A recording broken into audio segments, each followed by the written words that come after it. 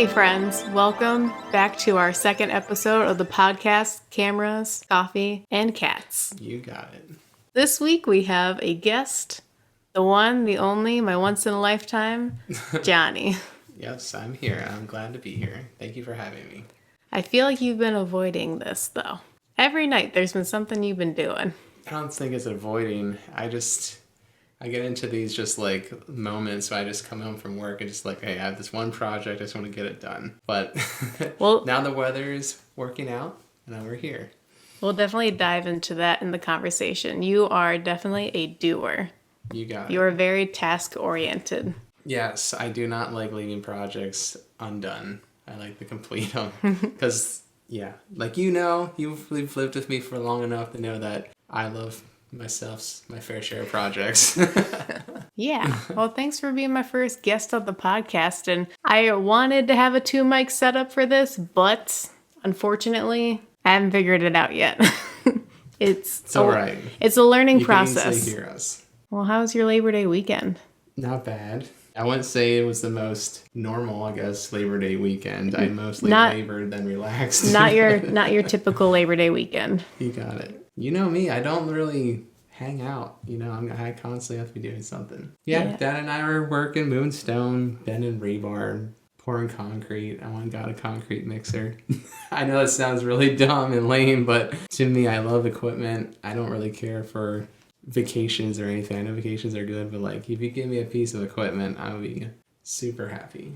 We really have thrived this year being locked down in our home, per se. You got it.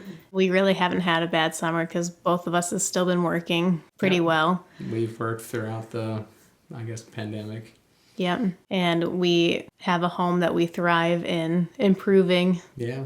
And just being homebodies. Yeah, I'm naturally a homebody. I love and feel comfortable at home. I don't need to be out and about or at a social gathering to feel recharged. I easily feel quite at home, even me on the couch with the cats. On the couch with the cats. Most people see us through my YouTube channel or through our Instagrams. Yes. And they see a very different side than what's reality, of course. Yep. A lot of people don't really know too much about you other than I follow you around with my camera when we're doing projects. I guess you could say, yeah. Well, I'm trying to figure out where to start. Obviously, we'll start with this. You're a Lancaster native. I'm a Lancaster native, yes. Yes. Since 93. 93. So when you were 2 or 3? 2 or 3 is when we moved into the Lancaster area. Yep. But your family's originally from Lancaster anyways. Yes, we originally were from here. I have family roots here, yes. And then you guys came back when you were just a kid. Yeah, we moved away. Or at least my family did. I really wasn't partaking in it. But all you've known is Lancaster. All I've known is Lancaster, yes. Yeah. And then we met in college. Yeah, so we met in Pennsylvania College of Technology, yes.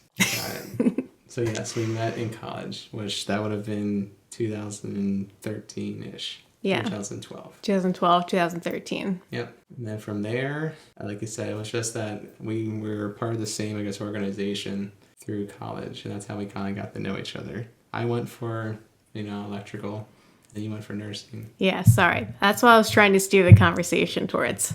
I'm learning how to be an interviewer as well through these podcasts. So we met at college, and your degree in college was? Yeah, so I have a dual major. So I'm electrical technology, which is basically electrician, and then my other major is building automation. Yeah, Penn College is definitely not your typical college that you would think of, like Penn State. Right. Or a bigger school like that. It's very trade focused, which can be confused, and people think it's called Penn Tech, but it's still a college. You have a bachelor's degree. Yep. I have a bachelor's degree in nursing, but there are a lot of, I'm trying to think of the catchphrase, like degrees that work. Yes, that's what they have trying to go for. A high percentage of people that graduate get jobs, like 98% or something like that. Yeah, it's something in the 90s. We dated all throughout college, practically. Like my junior year, right? Mm-hmm. Your junior year. Oh yeah, I guess we technically didn't start dating until your junior year. Correct, yes. I was a sophomore. You were a sophomore, I was a junior. Your senior year was a lot of focus on trying to figure out where you were going to end up after school. Yeah, it was a little stressful for me because then we were trying to find a job. Yeah. And that's when we were like, okay, we know our lives want to intertwine after college. We see us try and move in a pursuit of marriage at that point. And then we were just trying to find out, for me at least, where I would best fit for us after college. Because when you were looking, you were also thinking of me and wanting me in your future as well. Yeah, you got it. So I had so my degree, or I guess what I was studying was in high demand. So I could technically pick and choose where I wanted to. Like when I graduated from college, I had multiple offers to go in different states, different counties. But I ended up relocating into Lancaster just because it was comfortable for me. I was 2 hours from where you were. Mm-hmm. I could save money while paying off college debt. Most of us have it. Yeah. So I was able to pay off most of it by actually going home for a year and a half. Yeah. You almost had an opportunity to get a job up in my hometown area. Yeah. Most people don't know that I'm from northern Pennsylvania, which is the opposite end of PA where we're at right now. Yep, you got it. God's plan took over for sure and led you back home to Lancaster and said... I think so. He had our best interest in mind, for sure. I don't know if I could be a northern tier kind of guy. Yeah. So I'm glad we're here in the southern PA for now. You never know.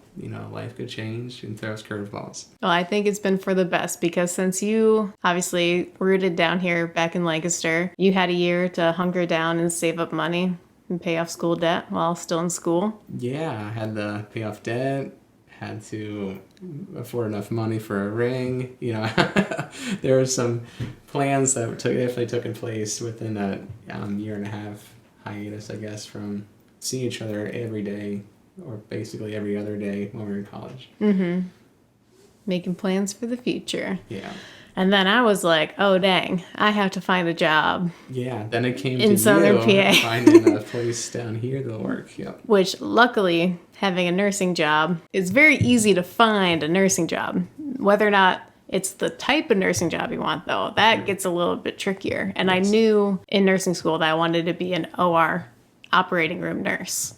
So that got a little more trickier because that's a very specialized area of nursing that requires specialized training. Yeah. And I almost missed my opportunity to get a job at the current hospital that I'm at because I didn't realize that they offered a training program that they actually want new grads for. Yeah. And I almost missed the deadline because I didn't realize that they offered that. Imagine if that happened. I have no idea what my life would be like that didn't happen. We honestly probably wouldn't have located where we are today, honestly. We wouldn't be in this house right here. Because we found a home within your working area. Because you're a nurse, you have to be at the med center within a certain amount of time. For sure. We might have not been here. I don't know. Honestly, a lot of things in our life and our story has definitely been in God's timing. Yeah, God's timing's definitely been working out for us. Yeah, you have to definitely let go of what you think was right for us and let God work in our lives. We got engaged while I was still in school. Yes. Which, that almost didn't happen according to plan either. Yeah, almost. That's true. Because you ended up having a snow day during that week, I think what happened, and they canceled your finals. Yeah, so during finals week, it snowed, so then they postponed the finals. When they do that, they postpone it to the Saturday. To Saturday, yeah. And right. Johnny's like, whew, oh no. No, this is the weekend. We got to do this. Yeah, because your sister was in town. Jocelyn was in, yes. From Minnesota. I still hadn't met her yet. Right. And you were planning on doing it that weekend. Yeah. So you said to me, Casey, you got to get in there and take that final. Yeah, I was... It's like, how do you say this politely? It's like, can you please see if you can, go into her office hours and take the final? You're like, is there any way you can take your final, now? So luckily, I was able to email my professor and be like, hey, can I still take my final? I'll come in during the snow. Obviously, it's Williamsport. The snow is going to be... You were still walking pretty much campus? Cleared up by... No, I wasn't. I was off campus. Downtown at that point. I was downtown. I was living it up as a senior. Yeah, right. Yeah, no. So then I was able to get in, take my final, and not have to take it on Saturday. Yeah, that worked out though. Yeah. So long story short, we got engaged. That was in December of 2014. No, 2015. That was December of 2014. And then the next year, 2015. Right. Yeah.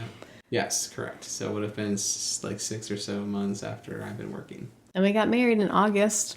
So short engagement. Yeah, right. Then it was there 9 months or so. I guess compared to like how people normally do engagements, some weddings are like over a year or 2 years of engagement. Yeah.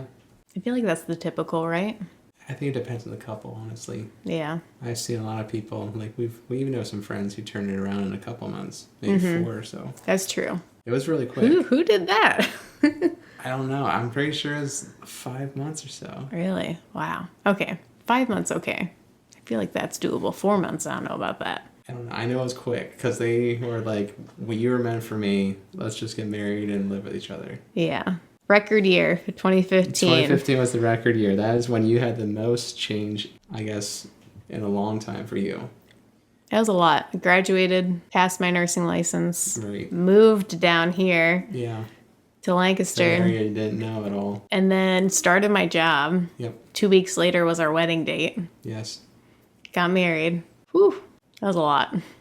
Yeah, though you pulled it off with flying colors. Oh gosh. And then the real fun began. That's Learning how to live with each other. To live with the opposite sex. Yeah, right. Under there the is same a learning roof. curve to it for sure. You gotta learn. A lot of learning throughout the past 5 years. Yeah, it's 5 short years. 5 short years. Flies by fast. But a lot has happened. We've definitely grown a lot as a couple and grown a lot as individuals as well, professionally and as a team. But that's the long story short of us, how we met through college, how we got to being married, and yeah. So now, 5 years later, Johnny, you're still at the same job. Yes, I'm still employed with the same small building automation company that I started with, basically a small controls firm outside of Harrisburg. Yeah. So for those who don't know, I've gotten really good at explaining this, but you probably explain it better, what you do. So my job role, my title. So I work for a small controls firm out of Harrisburg. My role in the company is to program and control commercial building automation equipment to provide my customers an energy efficient solution to their commercial buildings. That's in the layman's terms. That's in layman's terms? Yeah, it is. It's a complicated job for sure, but so I play an important role of, controlling big commercial equipment that heats and cools basically commercial office buildings. You make them comfortable. Yeah. I Make give them them control. If you think of the old days when we watched the Smart House and you'd wake up in the morning, the toaster would pop out of the freaking toaster. Or Yeah. bread. I guess it's bread. Bread. But yeah, I automate commercial buildings and provide them comfortable climates to work in. Yes, you control those controllers and tell them, oh, it's this time to cool it It's just down. like Avatar, the airbender. You just open and close dampers and just move air. Move it. You're an airbender moving air in commercial buildings. Yeah, that's all it is. And they're mostly construction sites. I mostly do construction. I run the construction team for my team or my company. But yeah, I do resident. Well, sorry, I should say that. I don't do any residential, not at all. I'm all commercial and industrial. Yeah. So yeah, it's not bad. I do some service. I help them out when they need times of, when they're, short staffed for the most part. Yeah. Or there's a lot going on in service, then I'll pull over and do service. Yeah. But my main goal is to try to keep my electricians moving forward. Mm-hmm. Once my electricians have all the equipment installed, I come in after them, go point to point, make sure everything's wired properly, make sure my sensors are reading accurately. And then that's when I put in what's called, some people call it black magic. It's voodoo magic. It's voodoo magic because it's programming, it's all graphical programming representation. A lot of electricians, they see a damper moving, but they don't know what's controlling it or how it's working. Yeah. So I do a lot of work sitting down on a laptop. A lot of my stuff I do is on a laptop. Yeah. So obviously some other trades don't see that as a real job because they're like, where's your tools? I don't see you turning a wrench. So it's interesting, the dynamic I have with the commercial Because yours is workforce. very technology hands-on. For the most part, it's very technical, for sure. Yeah. Like I said, my main tool is a laptop. So in the beginning times, like when I was learning how to do controls, man, I used to have like really bad headaches because it's definitely a mental strain on you. Trying to figure out different, sequence operations, or trying to figure out how a system needs to work properly so the end user has more of a comfortable environment to work in. Yeah. Instead of, turning a wrench just to try and make a damper move or something. Most of the stuff that I do is normally brand new, so there's normally not many like issues mechanically. But for the most part, my engineers write a sequence of operations, and then it's my goal to make a system meet that certain spec of sequence operations. Yeah. I know it's very technical. I know it's like a little like high end, but it's what I was trained to do, and I actually really enjoy it. Yeah. But you're also very, like, you have a very technical brain, but also a very hands-on mechanical and figuring things out. Yes. Which that really comes to life on our home front. Sure, yeah. Because a lot of stuff that I can do, you can correlate it to more of a residential environment. It's just on a smaller scale. Where at work, I may be working with a, 30-ton air handling unit that pumps, 500,000 CFMs of air into a space. Or with a house, you maybe push in 500 CFMs, but it's all just scaled down. Yeah.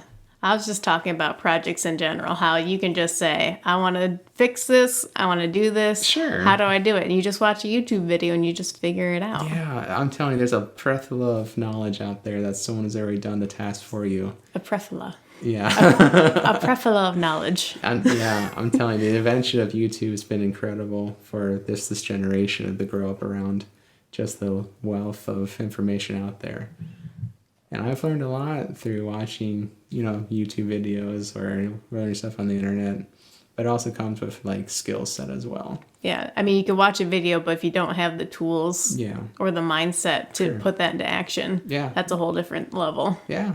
It almost comes down to a desire. Like I desire to know how my house works, and I desire to make sure it's done properly. There is really good technicians out there, and I would definitely, if you don't know what you're doing, I would definitely, ask a technician or a professional to come into your house. Yeah. Because you can really do some serious damage if you don't know what you're doing. Either water or cause an electrical fire if you're doing electricity. That's my primary day-to-day job. So something that we connected on pretty early on in our relationship was our love for videos and YouTube. Heck, in college when we were both in the library watching YouTube videos together. Yeah. So we connected on videography, basically, or drones. I guess that's like one of the I started getting into cinematography back in college. Yeah, you started getting into watching the drones on, I think it was Devin Supertramp. I'm pretty sure he had like the Phantom, the earliest Phantom. Most likely, yeah. He is an incredible filmmaker, cinematographer. He's incredible at what he does. Yeah, and I remember watching that video with you and just being like amazed at the drone. Oh, yeah. And watching that. Because this is going back to 2014 when like they started coming out with like I would say more of a consumer-esque drone that like almost anyone could pick up and use. Yeah. Before this, it was either single rotor helicopters with cameras hanging off of them that basically could really seriously damage you if a prop caught you. Yeah. Like I said, 2014, 2013 is when like DJI started and other companies started coming out with those almost like a plug and play, like easy to fly RC helicopter. Yeah. The drones is what they're called. Yeah. These days, I guess. I banded together with my family to get you a graduation gift. Yeah, I know. That was incredible. That's incredible how you guys, got me that as a gift. That's really a blessing. At least from one. Like, who knew, like, that from that little drone you would grow to what you are now? What are we now? I know. What are we now? I would say we're still... I can't say we're dabbling anymore. You're definitely doing really high-quality work. Yeah, but we're not talking about me today. We're talking about your side of things. Oh, for me? So yeah, get into the multi-rotor. So like you started getting into the drone stuff. Meanwhile, I'm also getting into more the camera video side. Like we're both like we grew this hobby together over the past 5 years. Yeah.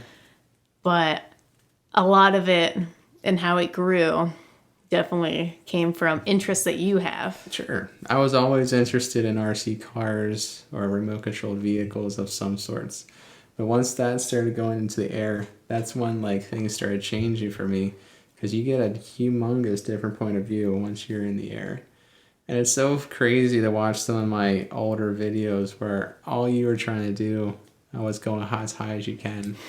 But like the more stuff that we're shooting these days is within maybe 15 feet of the ground. Low and slow. Low and slow, or low and fast, depending on what we're doing. Yeah. You just get that blur effect from the ground, and then your subject's just either on the third of the camera or right in the center, depending on what we're shooting.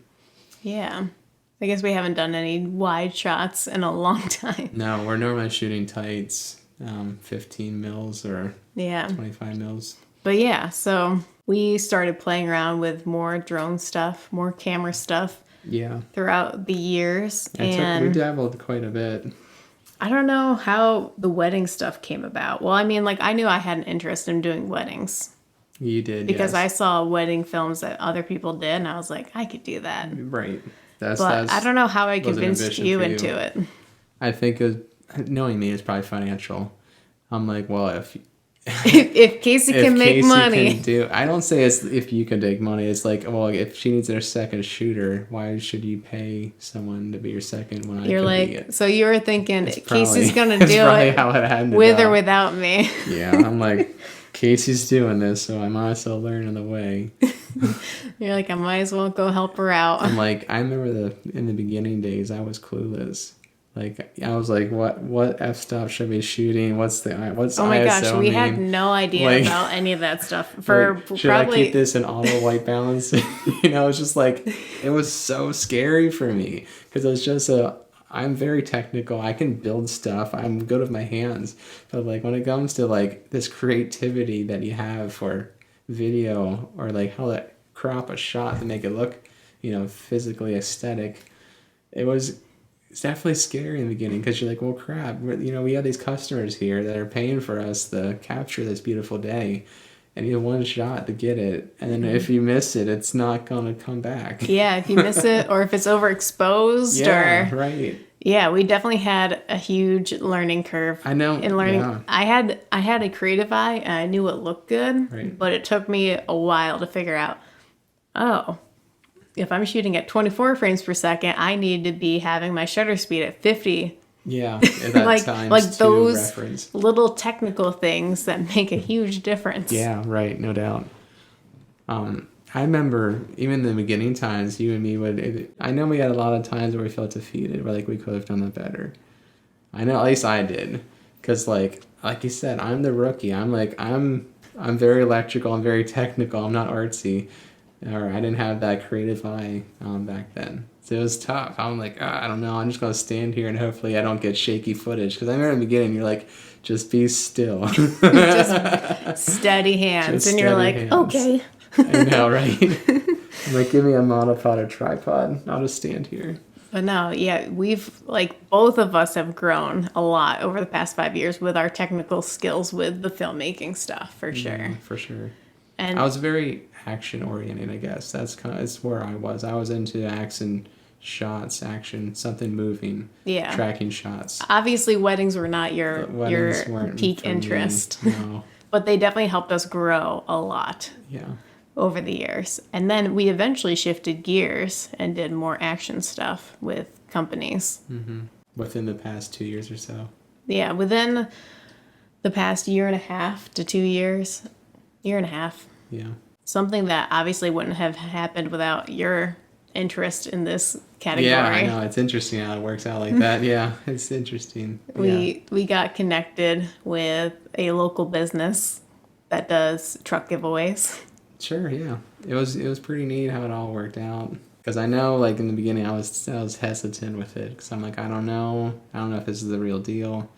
I don't know if honestly, I was probably like, I don't know if we're good enough. Yeah.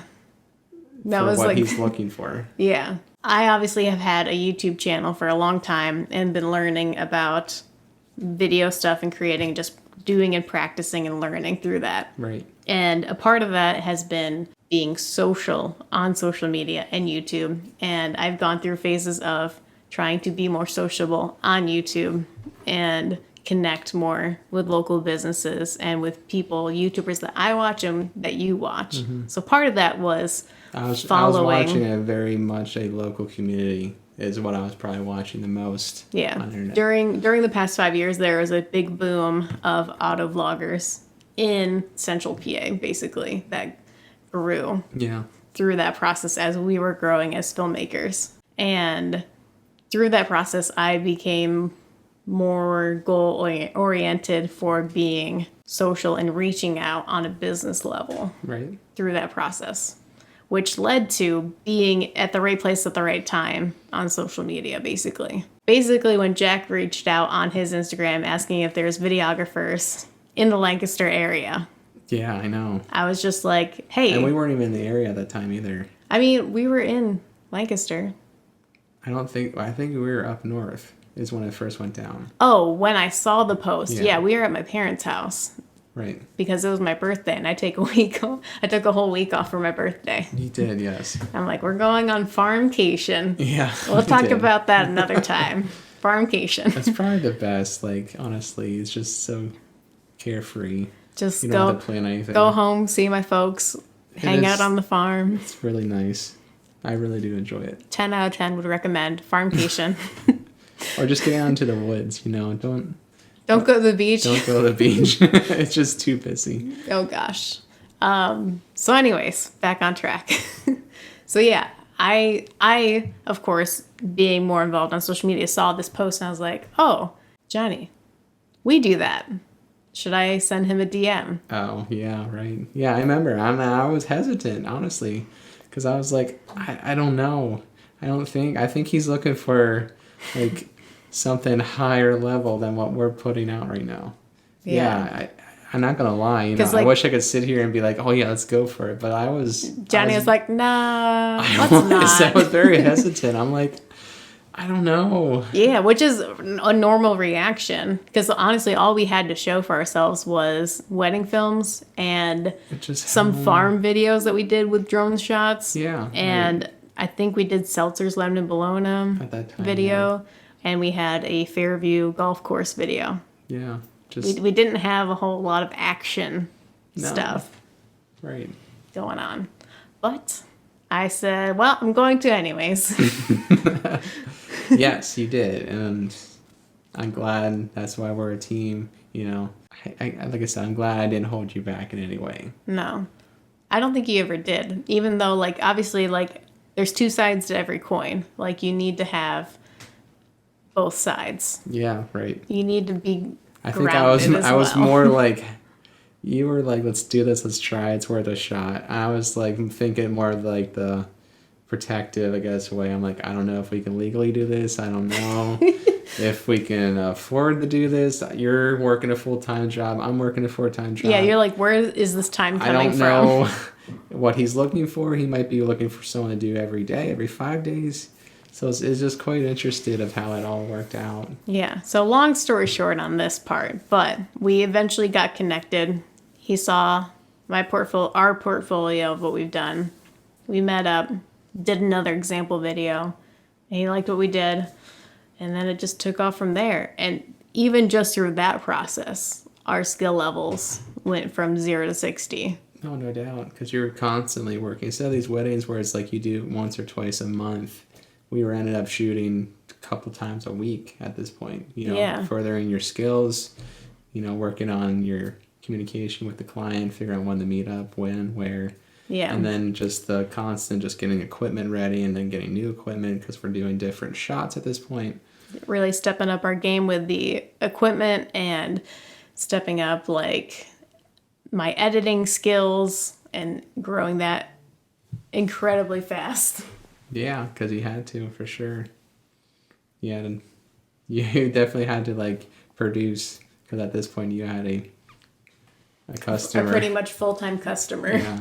It was pretty wild. So how did your feelings change throughout the past year and a half, 2 years? It's incredible to see the personality of the man on and off camera or on and off set, if you want to say it like that. It's incredible to see the true, I guess, character of a guy, you know, when he's not holding a camera. Because you followed his YouTube channel for a little bit before we got connected. Basically, honestly, is when he started his company. But it's incredible to see that he has a strong character that's, you know, he doesn't change. Who you see on YouTube is the guy that you get in real life. Is the guy you get in real life, which is awesome to see, you know. It's humbling, I guess. You know, he's not some fake persona.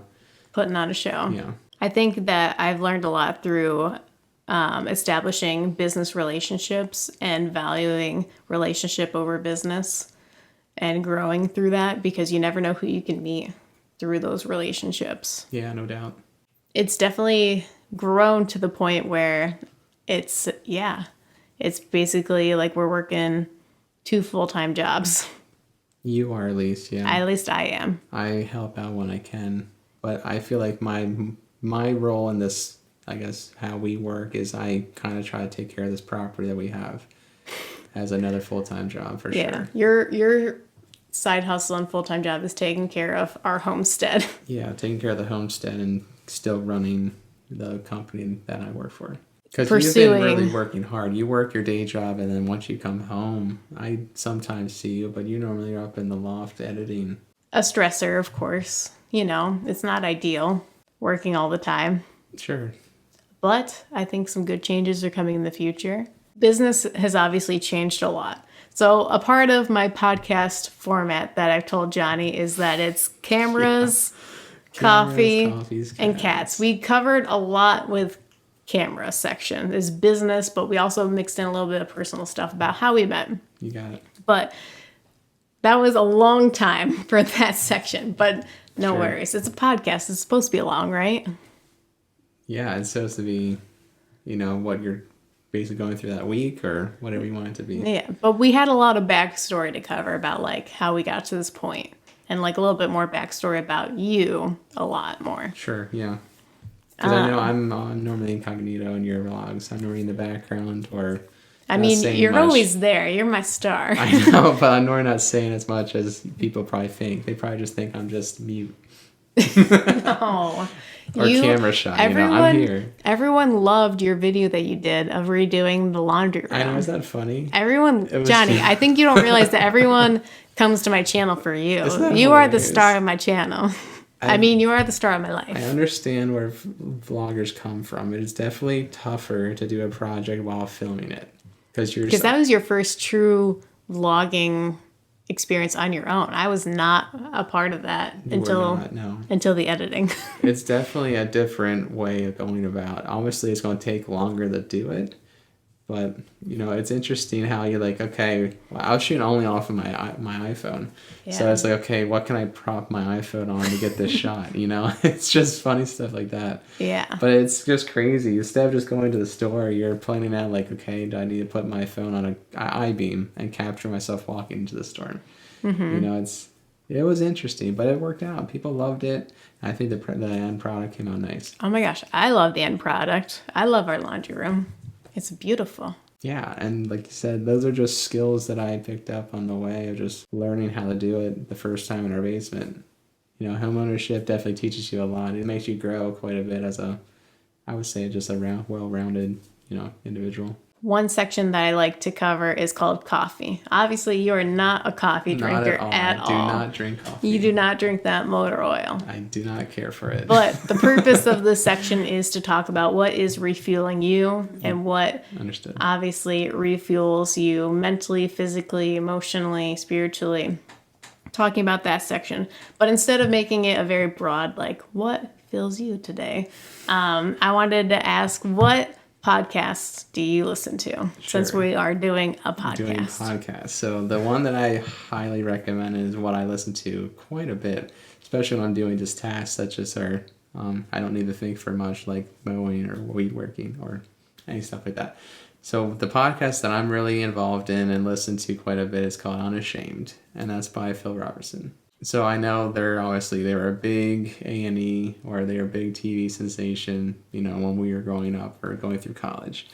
But what I really enjoy about that is they really hit the truth of Jesus being the light of the world and the truth, the one that is doing the greater good. And I think it's just something that I really enjoyed listening to, because they're constantly challenging me to grow as more of a Christian, and they're constantly just teaching me some more stuff about the Bible as they continue, doing their Bible studies through their podcast. That makes me happy that you found something that you highly enjoy listening to that also refuels you spiritually. Yeah, I think that's definitely, like you talked about, for refueling. I think that's kind of where I start feeling more recharged, feeling more of a sense of, like you said, comfort about what's happening during the day-to-day or what our future has to come. Mm-hmm. I don't have to worry about what's going to happen 10 years from now, because I understand Jesus is calling for us and what he's working with in both of our lives. The last section of my podcast format is cats, which is all of our personal life stuff. Not all of our personal life stuff, but just like that's the name of what I call the personal life section. Mm-hmm. I did ask on Instagram if people had questions for us for during the podcast. One of the questions was, how did we meet? Yeah, we met in college. Which we did touch on that. We met halfway in Pennsylvania, basically. Yeah. Where is... one person wanted to know if you were ever afraid of breaking something or falling on the one wheel. On the one wheel. I would say the first time that we rode it, that is probably when I felt the most unsafe ever. And that's when we were doing a shot with Jack. I remember it like it was yesterday. Oh, not even like the first time you were riding, but when we were using it for the first time professionally. Yeah, when we first time used it professionally, that's probably when I felt the most insecure. Because if you guys have ever held a rodent before, they are quite Camera heavy. Stabilizer. They're quite heavy. Can be close to probably 10 pounds, 10 to 15 pounds, depending on what you have on the rig. And that's probably the most unsafe I've ever felt, because we were doing a tracking shot where I was riding the one wheel backwards. I wasn't watching where I was going because I was more actively tracking with the truck. I would say nothing happened or anything. I didn't fall or anything, but that's probably when I felt the most unsafe. Yeah. Other than that, it's almost like walking at this point with the one wheels. We just glide and fly. Glide and fly at this point. I know we need helmets. Don't start beating us down with that. We do need to wear helmets. We need helmets. We gotta get helmets. But no, at this point, we're pretty much comfortable. I can go forward and backwards at this point. I only go forwards. You only go forwards. And what I mean is like goofy. You're riding with your left foot forward or right foot forward is what I mean with that. Yeah. We really enjoy our one wheels. That has been a very good... I think that's also refueling for me too. It's not only... almost like taking a walk, but it's more like taking a bike ride, or what you want to call it, surfing with the one wheels. Yeah. That's what I was getting at.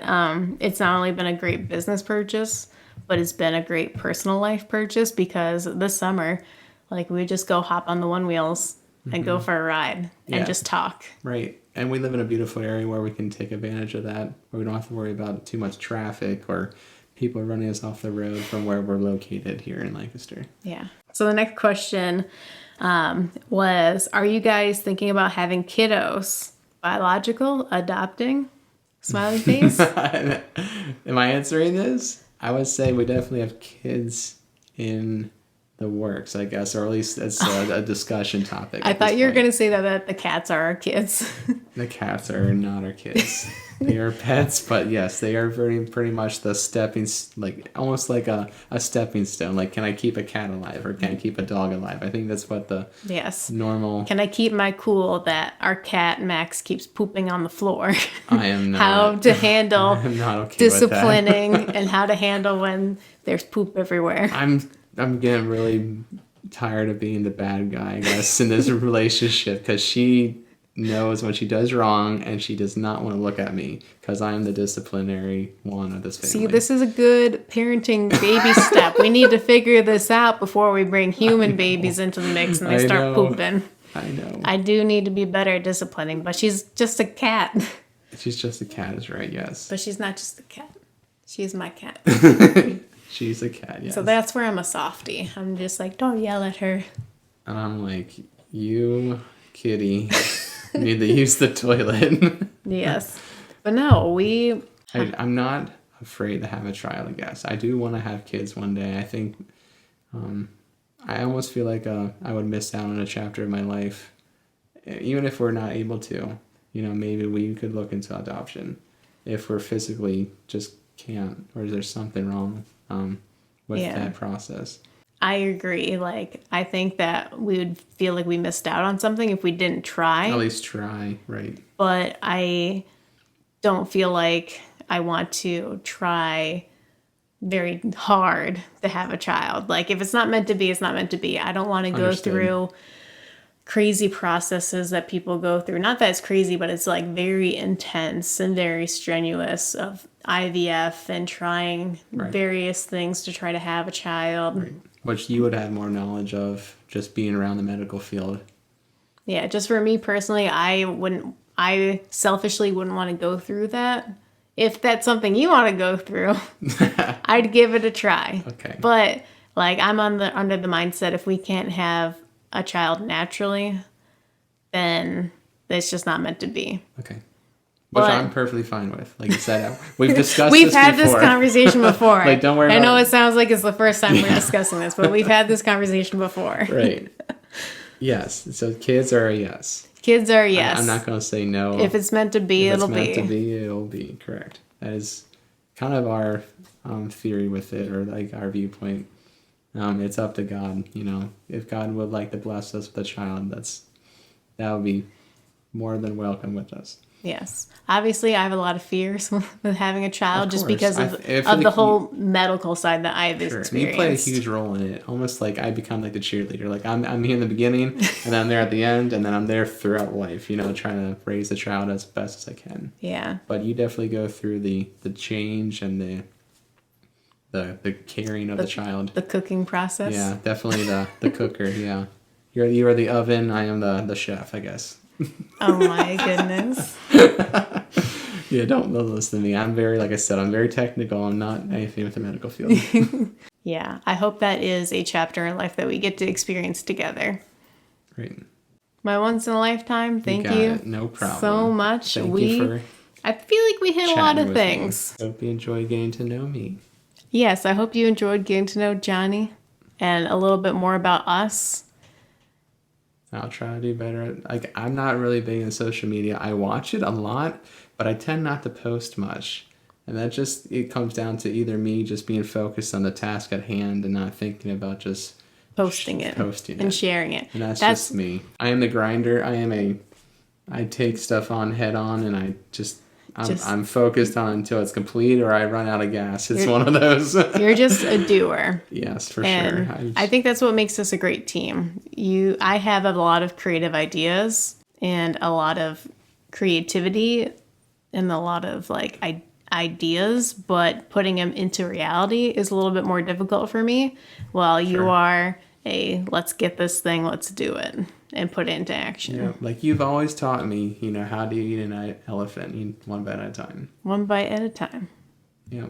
Did I teach you that? You told me it the other day. I'm like, well, guess that'll work. How do you eat an elephant? Yeah. One bite at a time. So that's I think I've pulled that from my work environment as well. Mm-hmm.